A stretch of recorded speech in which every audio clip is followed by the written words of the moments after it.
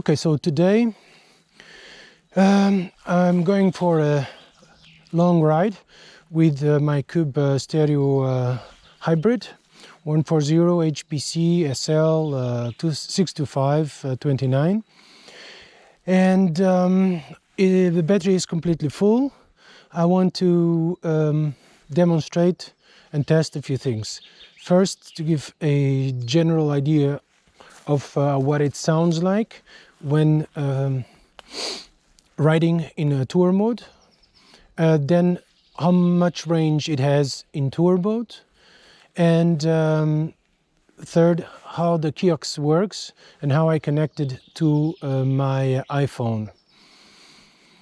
For general information, the bike with the equipment is approximately 26 kilos, and myself, I am 90 kilos, and I have 3 liters of water and some equipment in my backpack. I also have my helmet and my clothes, so the total weight is quite considerable. I'm in relatively good shape. I'll be recording my heart rate monitor. I'll show you how much of my own power I put in, and then yeah, let's go for a ride.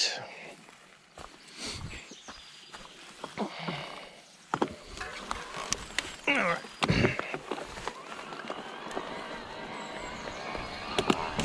So first, a good test of the ground clearance of the bike with a 140 millimeter. Oh, here I have to improvise because that's closed. So I'll go around this way. It's fine also. For the setup, here's what I did off camera. I, of course, installed on my iPhone the Bosch e-bike Connect app. I have paired it with my bike. You have to create a profile online, password and all that, and so you have access to their website, and with that app you can then upload to their website your rides, so they remain recorded somewhere. I wish I could turn left here. Let me try. Oop. It's the first time I do this.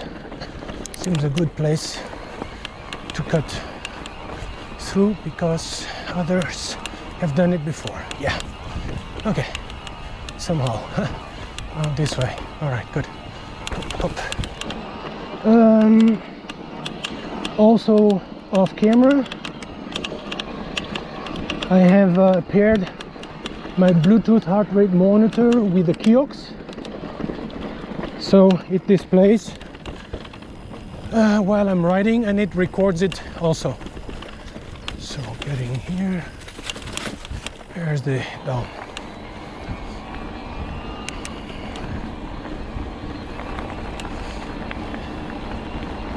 Oh yeah.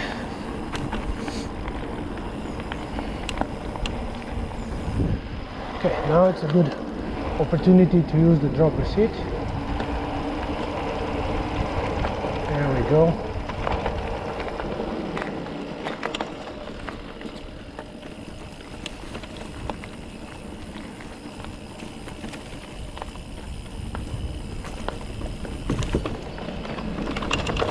So here we have a pretty good demonstration of the strengths of this bike. I dropped the seat, I pushed my weight way behind, and now my butt is over the back wheel, and I'm going down holding the 2 brakes. The Shimano brakes are very strong, smooth, and the big wheels with the low pressure really smooth the terrain. Very comfortable ride overall. Now we're riding on a very dry terrain, but when it's muddy, this bike really shines as well, because it has excellent grip You can go through the mud without getting stuck.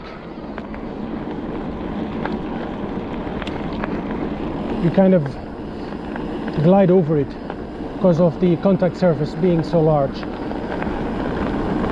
So that's the advantage of such large tires.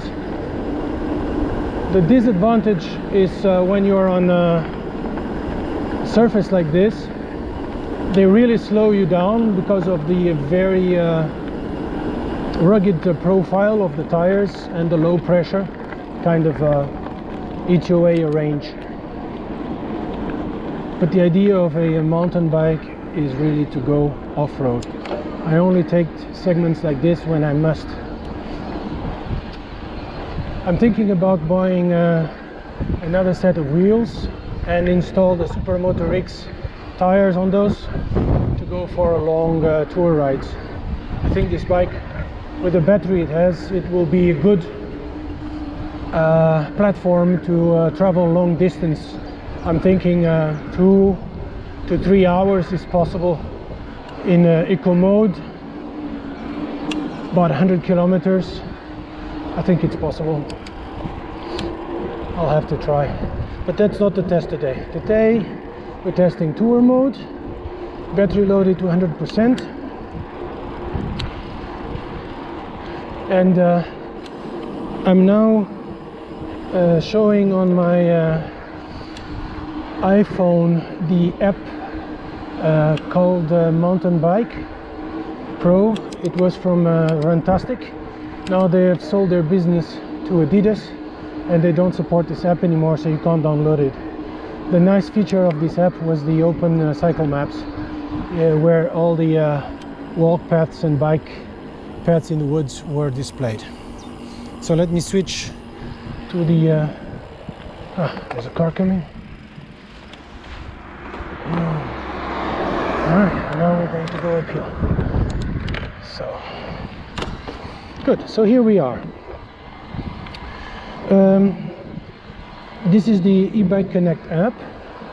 It's not the initial page, it's the activities tab, and here you can see that it creates 2 lines for each day. I'll explain a little bit more in a few minutes.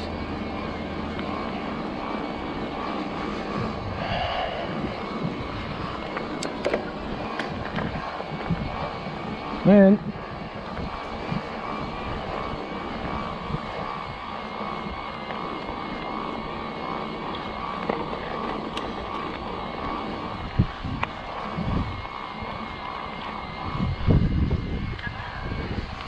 I just switched on my Bluetooth helmet.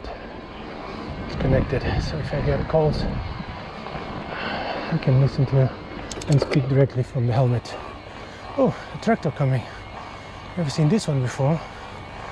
Okay, we go.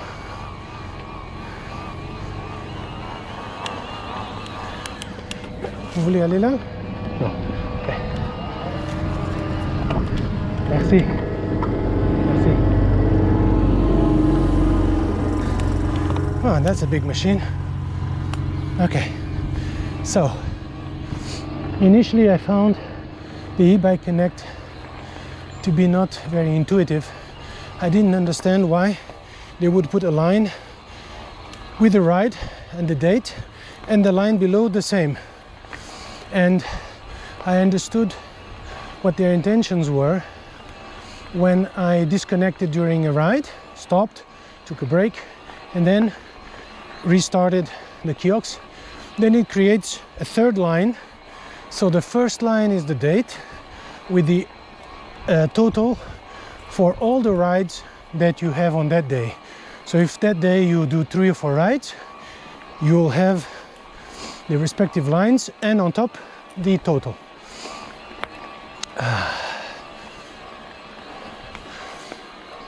If you click on it, it will show you the map, the distance and some other information, heart rate average, calories burned, average speed, and so on.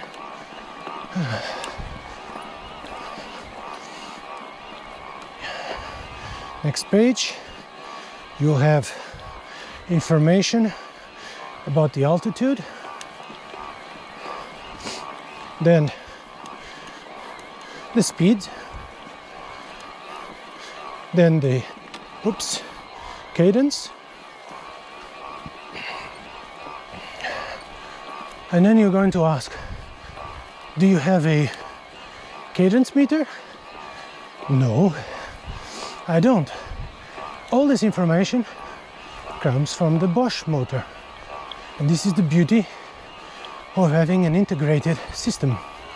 Not only it records your cadence, but it records the power that you're supplying. In this case, it's even displaying 230 watts, and next to it my heart rate, 133 beats per minute. So overall, a very good assistance on this climb in tour mode. Nice. It shows on this display, which is on this page of the kiosk, it also shows some other information, and this is my favorite page when I'm riding, because on the top left you have the current speed. In the middle you have the indication of the mode that you've selected, and also the colors below the numbers show you the modes. For instance, Tour is blue, and if I press down to Eco, is green. If you go up to EMTB, it's magenta, and Turbo mode is red. So in a glance you have an idea right from this page of the mode. Then next to it, on the top right, you have the percentage of the battery, and whereas in the other displays they would just show you 5 bars and then 4 bars and 3 bars as you deplete the battery, with the kiosks you have a percentage number, which makes it very precise.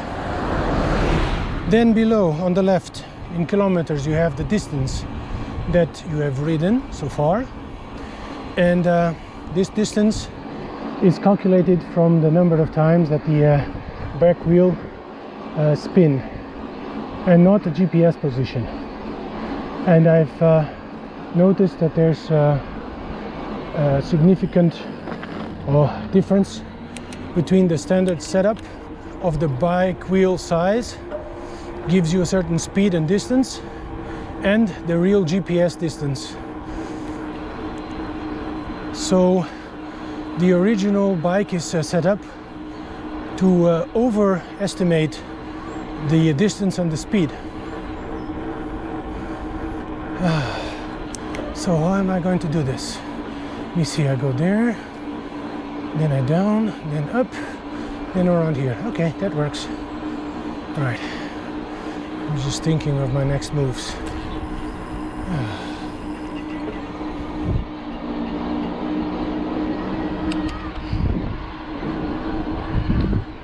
So I was talking about the distance.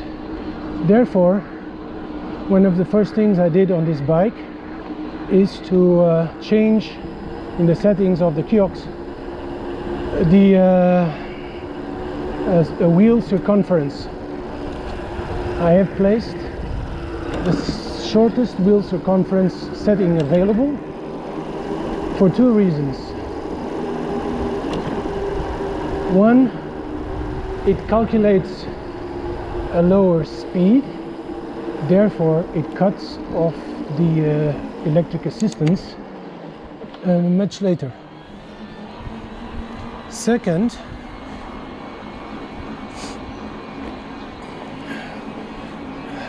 I have a speed indication that is much closer to what the GPS speed is.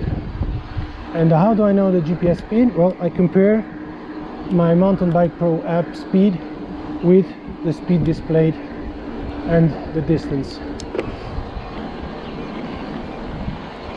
Good. All right, then next to the distance you have range. This is the estimated range I don't know if it takes into account your previous rides, your fitness level and your weight. It doesn't know, but what it knows is a little bit how much power you supply and how much power the bike supplies to you. So I wonder if it calculates based on that. I'm not sure. Anyway, all right, so this is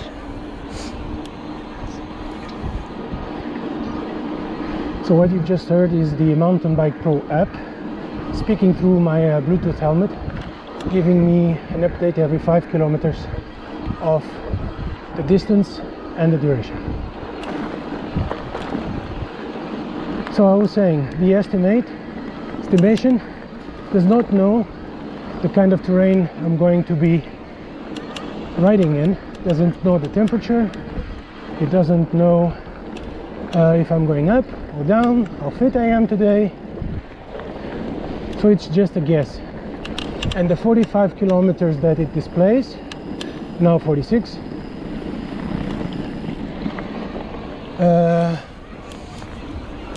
oh, I missed the turn.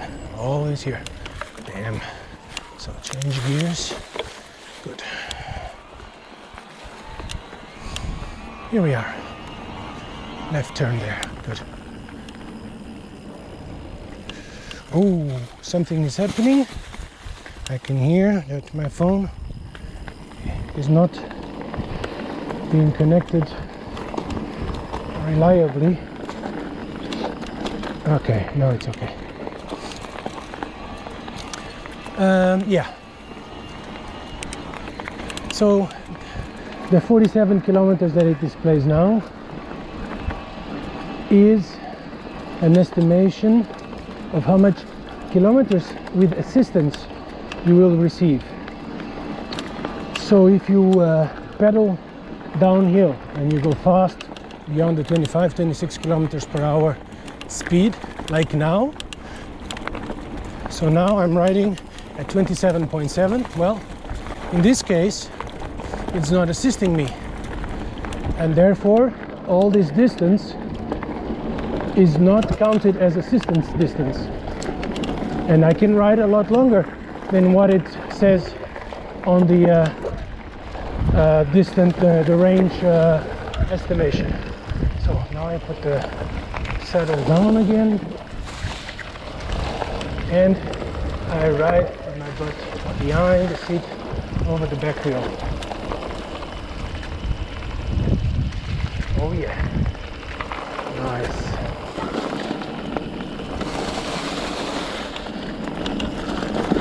This is one of my favorite features on my new bike. My previous one did not have a dropper seat. It was a very good beginner's bike, but once you start going to other terrain and you can cope with more features, then a dropper seat is a good thing to have for sure, for a more advanced rider like myself. Well, I shouldn't say advanced, I said more advanced, yeah. I'm not like some of the kids you see on YouTube. I like to keep my wheels on the floor and my speed low. And all right, now we take left. Good. So then on the kiosk again, below you see the watts indicating. Those are the watts that my legs are supplying, and next to it my heart rate.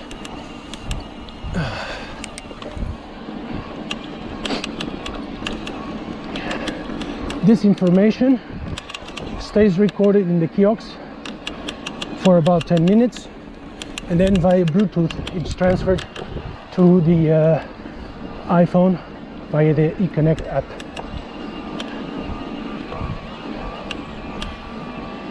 So continuing with the eConnect app presentation on my phone, there's a heart rate, you can see the graph, and the power. There you go. So all these parameters are being transferred either via my heart rate monitor or the bike through the kiosk to my phone, and it's measured at the motor level. So it's the real power that I'm supplying, it's the real cadence. I don't have to pair any other devices like power meters or cadence meters. I don't have to buy special pedals for that, because the motor supplies that information, which is absolutely fantastic. All right, so I go back here. So every 10 minutes the app transfers the recordings to your phone. If you end your ride, that means, if you end your ride and those 10-minute intervals are not complete, then you have to force the transfer of the data to the phone. And the way you do that, pay attention, is not to switch off your kiosk using the button like the after sales assistants of Bosch told me after I queried them about loss of data. No, the way to do that, I've learned it by experience, is to remove the kiosk, detach it from the bike. It's very easy, it's only a magnetic holder, and then you leave it on, and then you will see the display cycling through the different recorded parameters. It does that twice, and by the time it's finished and it shuts down, all the ride is transferred to your phone. Okay, so now, all right, good. As you have seen, in Luxembourg, the terrain is very up and down, very hilly. There's no mountains here, but there's a lot of hills. They say it's the Dutch people paradise, because in Holland everything is so flat. They love to come here on holidays to do bike rides and to enjoy the hills. All right, good. So another thing I'd like to talk about is to keep your smartphone charged while you're riding.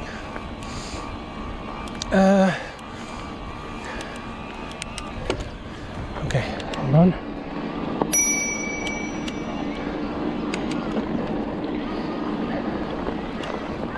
Merci, and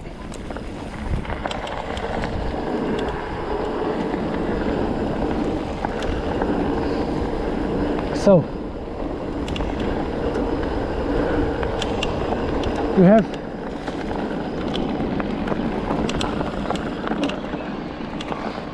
no cables supplied with the kiosk, and certainly no cable is supplied that would connect a micro USB to a lightning. So what you have to do, unfortunately, is to go on a third-party website, order it online. So search it, whatever you feel is more appropriate for your region, and order a couple of these cables.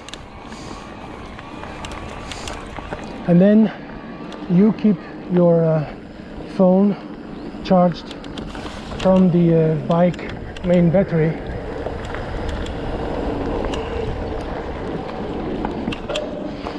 And especially in the winter where the temperature is low, the phone loses battery charge very quickly because of the cold. Internal resistance increases, and then you go from 60 to 30 in a blink of an eye, and then from 30 to shut down is just a few more minutes. If you keep it loaded, then everything is fine and dandy. Something else popped in my mind. So if you have a Bluetooth heart rate monitor and you have the option between pairing it directly to your phone or to a kiosk, you cannot do both at the same time. I don't know why they have not allowed that, so it's either one or the other. And in my case, I prefer the heart rate monitor to be connected to the kiosk, because then it records it and you can then save it and upload it and even transfer it to Strava.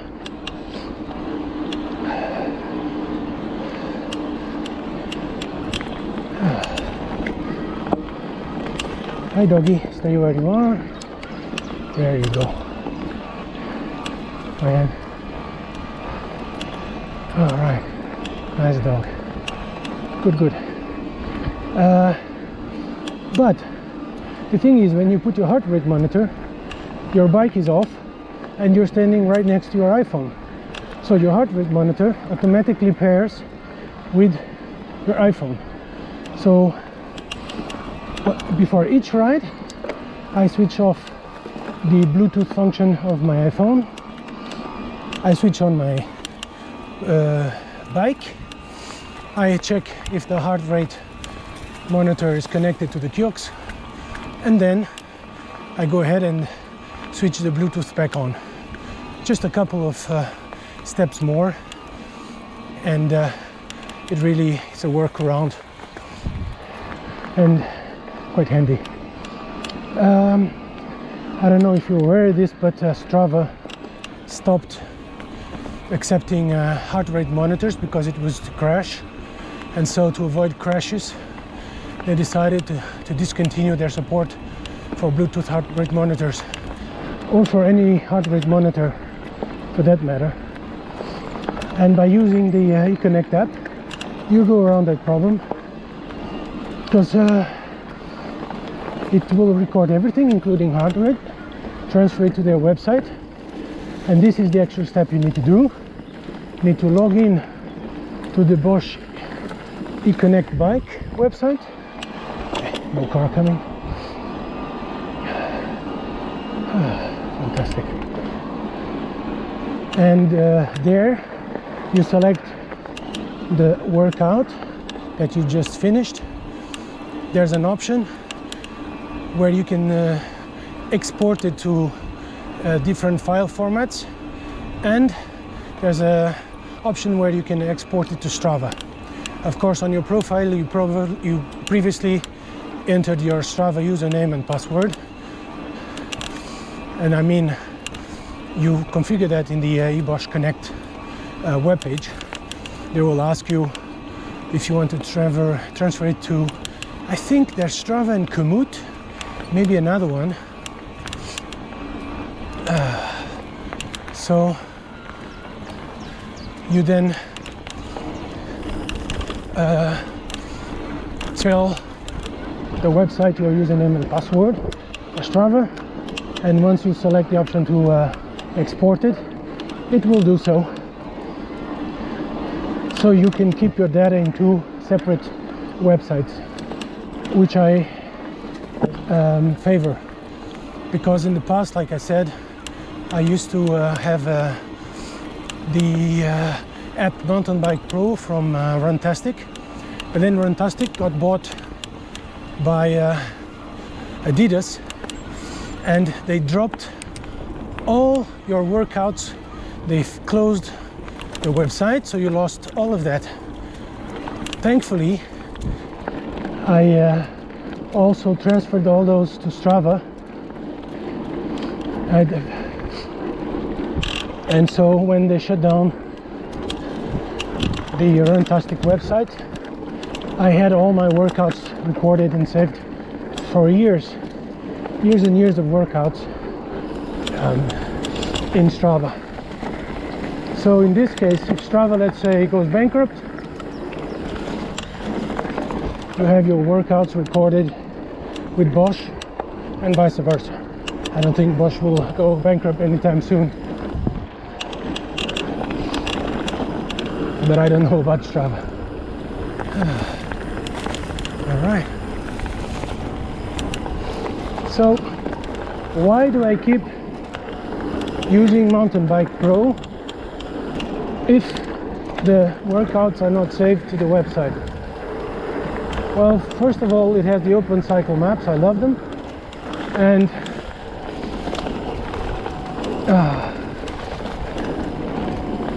it does stay saved on your iPhone.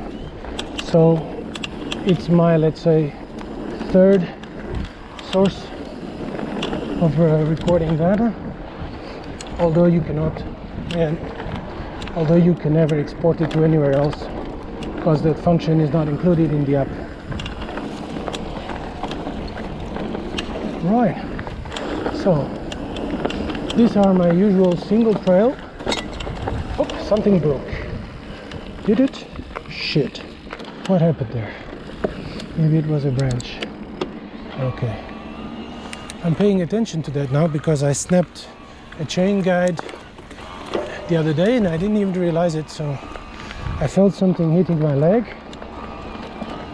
and it went from right to left. Anyway, here we go. All right, on my previous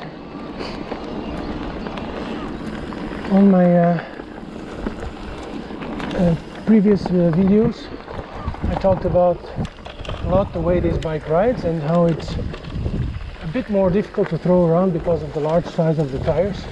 So when you're swinging it left and right, it's a bit more difficult, but you still have a better ride because of all the absorption of all these roots and the way it smooths the ride below your feet, combined with 140 millimeter travel. Oh, I was not expecting that.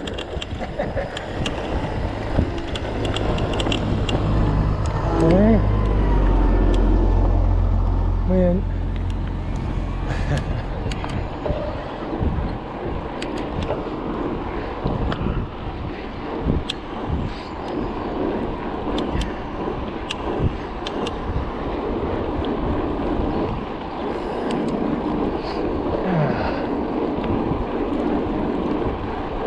This is good fun.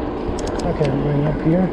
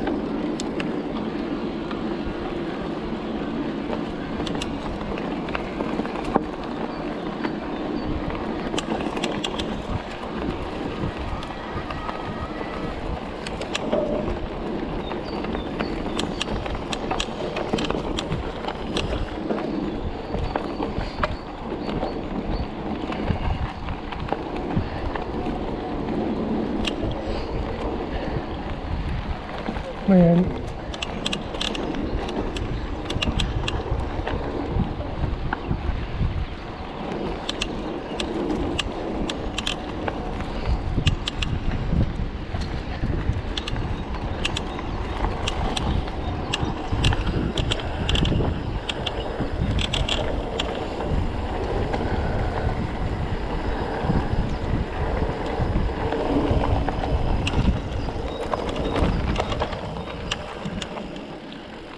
Yes, I think he was also riding a cube.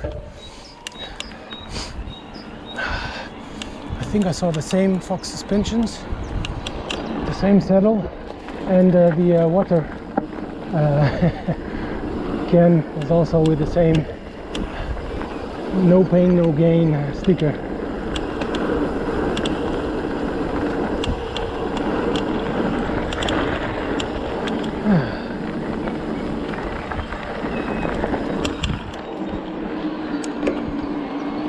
It's good to see people out here enjoying the good weather, staying healthy, because that's probably the only thing you can do during this sickness 19 period. This morning this early afternoon I'm cycling myself, and then this late afternoon I'll be riding with the kids on a normal bike.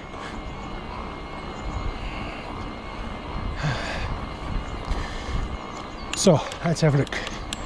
I have now ridden 12.7 kilometers, let's say 13 kilometers, and I've used 17% of the battery. So it's not 1% per kilometer, it's a bit more than 1%.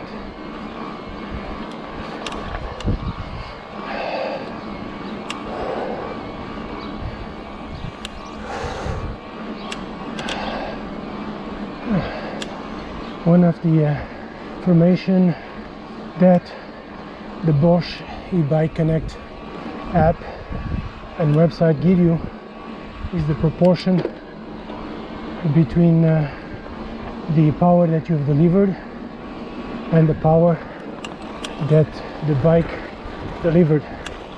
And in tour mode it's approximately 60% bike and 40% your own legs for this kind of terrain.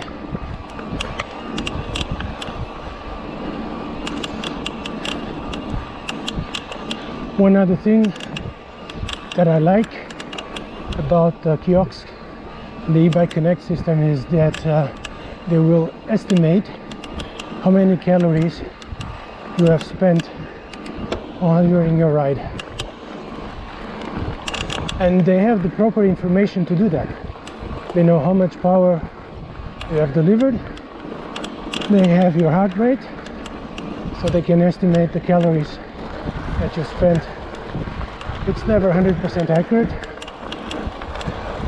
but it's more accurate than if you're using an app that doesn't even know that you're riding an e-bike, and then it will tell you you've spent 1,700 kilocalories because of the speed you had up and down, and it's not a good estimation. You end up spending 800 or 900 calories instead of the 1700 that they estimate. So the e-Bike Connect app does a much better job with that too. All right, so let me have a look. The things I wanted to do today is the range test, so I'm on my way to do that. I wanted to do a noise test. For that I've been talking too much, and I wanted to talk about the kiosk and the e-Bike Connect app. So let me finish presenting the kiosks, and then I'll shut up. The companion for the kiosk is the thumb, how do you call that, controller. It has 5 buttons. Up and down select the assistance levels, from no assistance to turbo, passing via eco, tour and e-mountain bike. One of my favorite modes, which is a set and forget, is e-mountain bike. It uses a little bit more battery, but it gives you an excellent ride in every condition. And in MTB mode,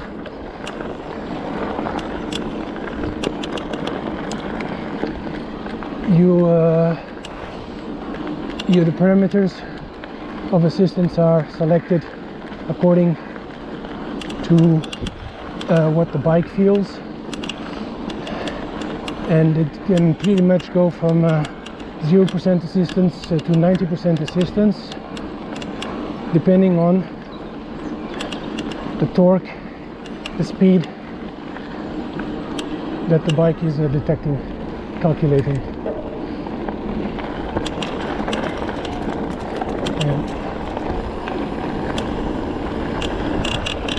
With the tour mode,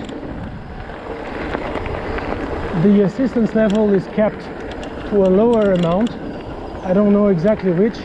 I'm estimating 70% maximum.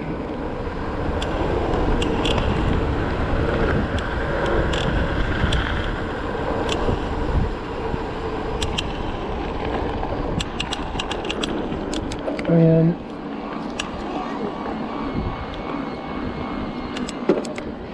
it also provides assistance proportionate to the needs, like right now, but it has a different, how can I say, pre-selected assistance program. It's more linear, whereas with the e-mounted bike it swings more.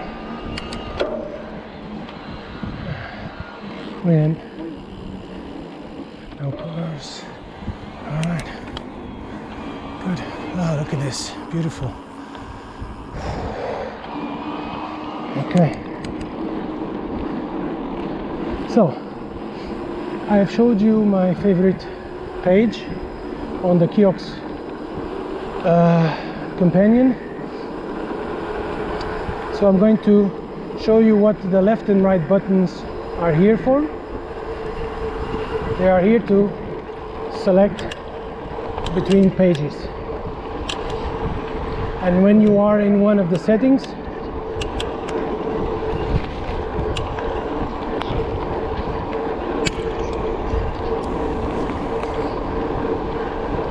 and then when you are in one of the settings, they are used to exit that setting or to change the parameters in that setting, combined with the up and down. Alright, so this page you have solely heart rate indication, much bigger letters. Then the next page you have the calories that you have, that it estimates your spend, and the total distance in kilometers. So that's your odometer. Since November 2019, when I bought this bike, I have accumulated 602 kilometers until now.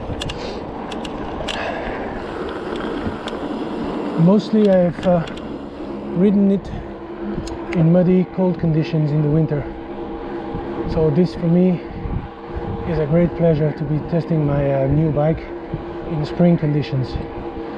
So the outside air temperature is still low, but the sun is very warm, or half warm, and now the ground is finally a little bit dry, so it's a different way of riding, and it also consumes less battery. Okay, then cycling through the next pages, up, you come back to the home page, and here you have the clock on top. Then you have the e-bike battery charge level, in this case 78%. Then you have the mobile battery charge, and let me see if it's charging. It is, it's green. And then it gives you a bunch of symbols for a bunch of functions that are active. One is it's connected to your phone and it's charging it. Second, it's the Bluetooth is working. Third is the GPS is active. And the fourth is your heart rate monitor is connected. Then below it says sync and there's a time. That's when the last synchronization with your iPhone occurred. And in this case it was at 13:32 and now it's 13:42, so the next synchronization should be up at any moment.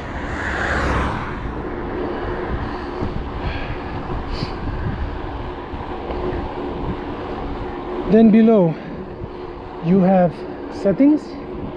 If you enter those settings, you can change the wheel diameter, or rather not the circumference. Yeah, that's what it is.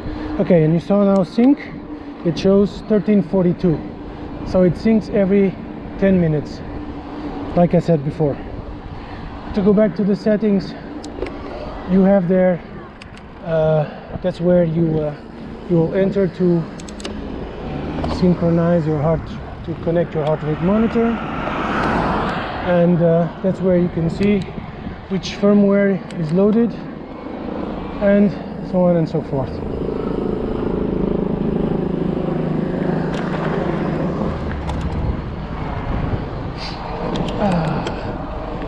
All right. Then the page next to the home page, it shows you the speed, the current speed, and in the big letters in the middle, and then it displays the clock on the top left corner where the speed used to be displayed.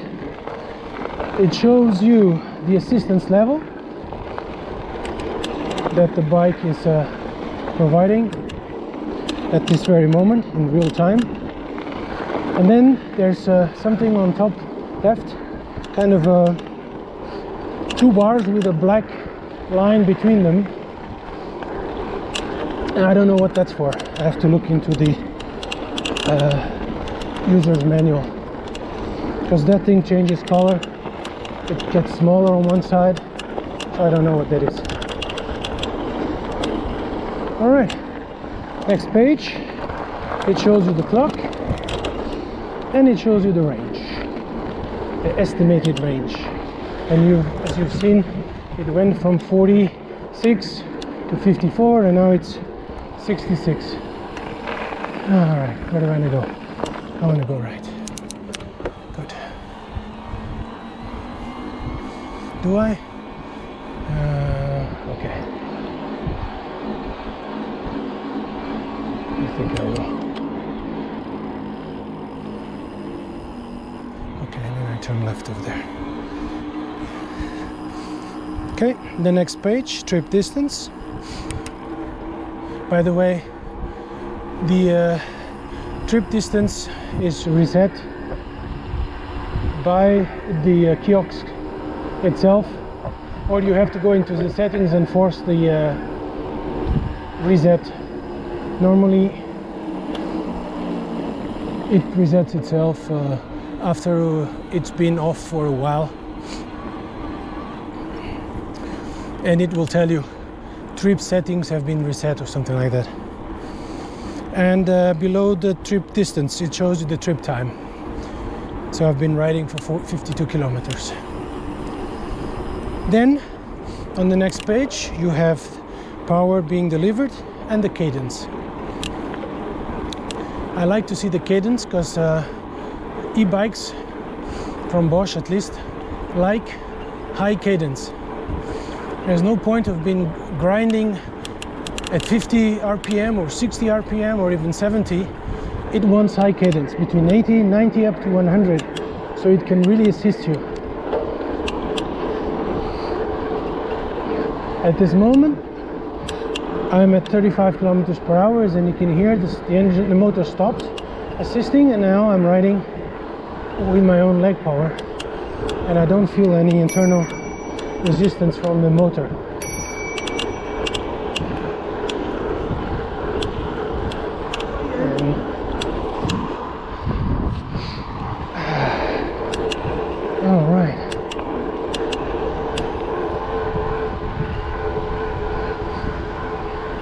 And this is what the estimation of range cannot know, that you're going to be riding on a slight downhill for a few kilometers and then you're just gaining distance with your own power.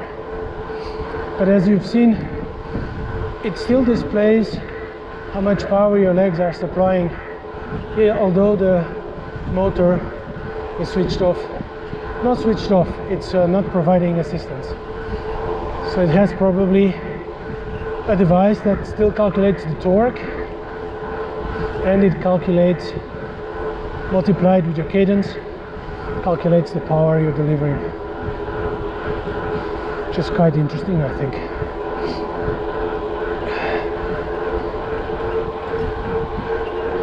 I'm not an engineer, I'm a pilot, but I have appreciation for these parameters. Like when you're flying a jet, you'll always have a look at the N1 and 2 engine parameters and inter-turbine temperature, and you kind of burn that into your memory when they're normal, so that you can find abnormal parameters on your flying. It has happened to me on a Cessna Mustang. One of the engines was 30 degrees Celsius ITT higher than the other, and the consumption was 30 pounds, actually gallons per hour higher. And indeed, that motor had serious combustion chamber problems and it had to be repaired.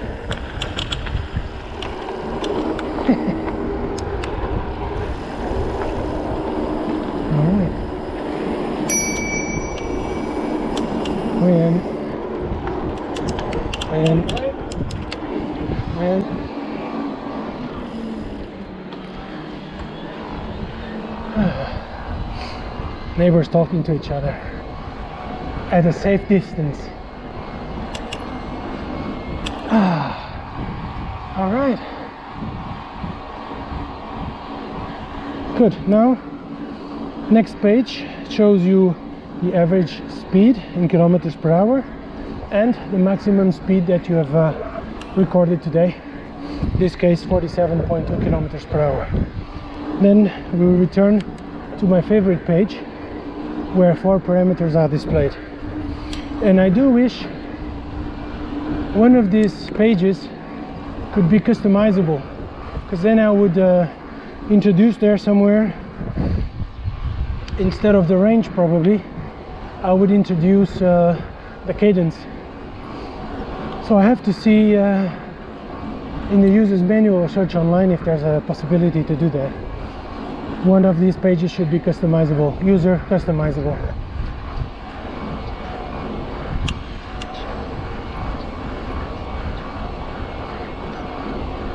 There you go.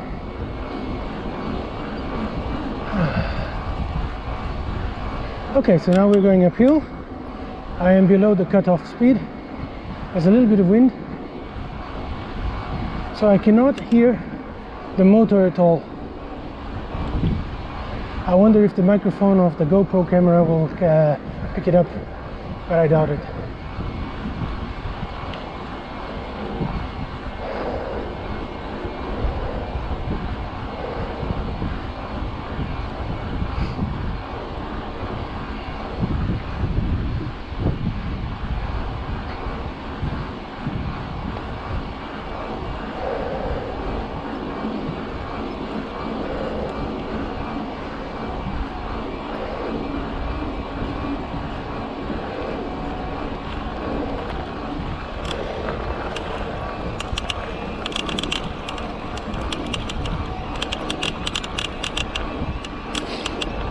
With annoying cracking noise. I do have to get rid of that, but I don't know now how.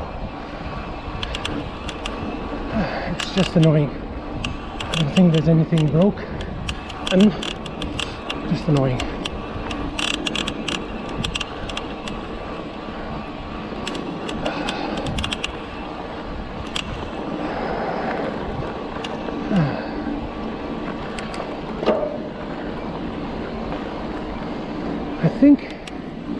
and I hesitated on the turn. If I had turned left, I would have arrived right here, so a much shorter distance. And the idea today is not to go the shortest way. I'm not in a hurry. It's in fact to go the longest, to do the test. So we've done a little bit of asphalt, a little bit of single trail. Now we're doing kind of a sand rock.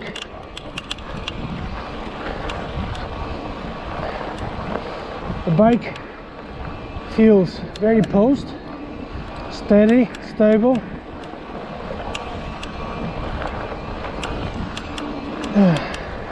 It's very precise.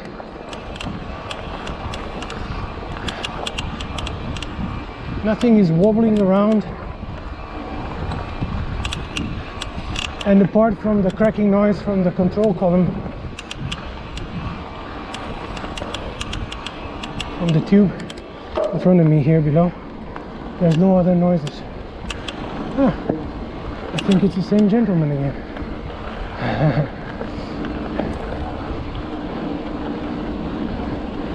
Maybe not. Good.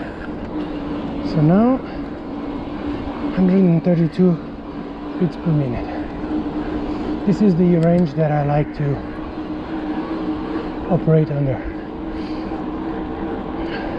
If I'm below 130, I'm just cruising.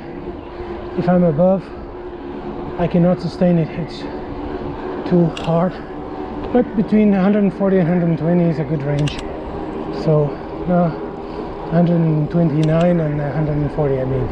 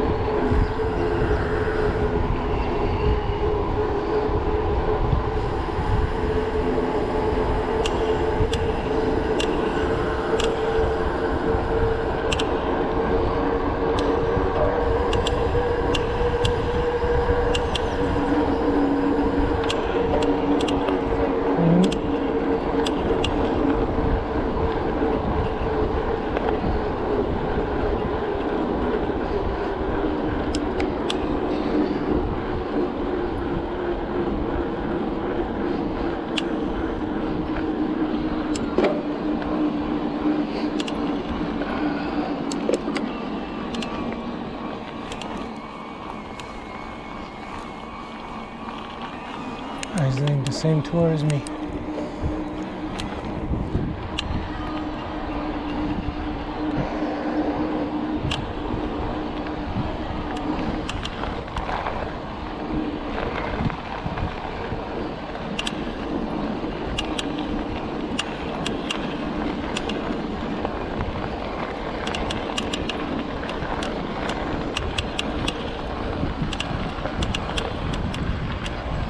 And salut.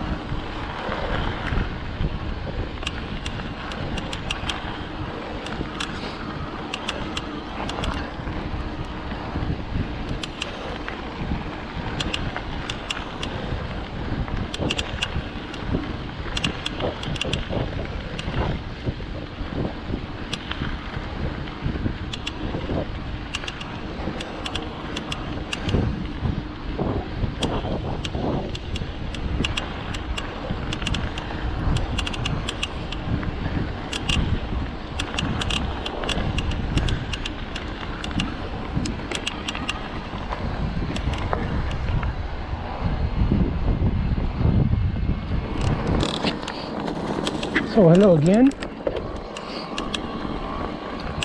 I've now passed 39 kilometers, always using tour mode. I still have 52% of the battery capacity on reserve, and the estimation is 31 kilometers in range.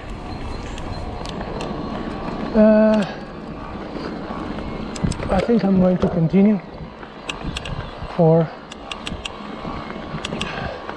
about an hour extra, then we'll see how much I still have in the battery. All right, talk to you later. Oh yeah. So hello again. I have now ridden 50 kilometers and I have 38% battery remaining, and I've been riding in tour mode. Let me see the stats. So yeah, here we go. Range, it says it has 222 kilometers range remaining in this estimate, and trip time is 2 hours and 15 minutes so far. All right, so let's have another look. I've been riding now 56 kilometers, and the battery has dropped to 30% charge level, and as you can see, the battery indicator turned orange.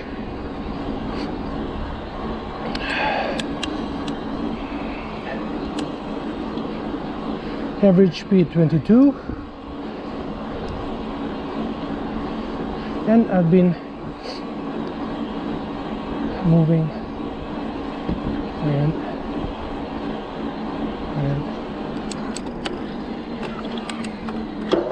I've been moving for approximately 2.5 hours. So that gives you a pretty good idea of how far you can go on a 625 watt-hour Bosch Powertube, and installed on a e-mountain bike from Cube with 29-inch Schwalbe mountain bike tires, and hilly terrain with different surfaces. Here is asphalt. I have been in sand, in rocks, and so on. And now I'm about 5 kilometers from home. I'll check again then. Cheerio. Hoopla.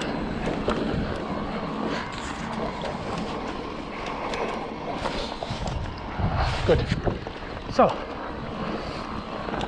range test, final part. 65 kilometers. I still have 16% of charge in the battery. I've used tour mode only. The assistance is still quite as before, no changes. And this concludes the range test of the Cube stereo hybrid 140 HPC SL 62529. I really enjoyed. It's a great bike.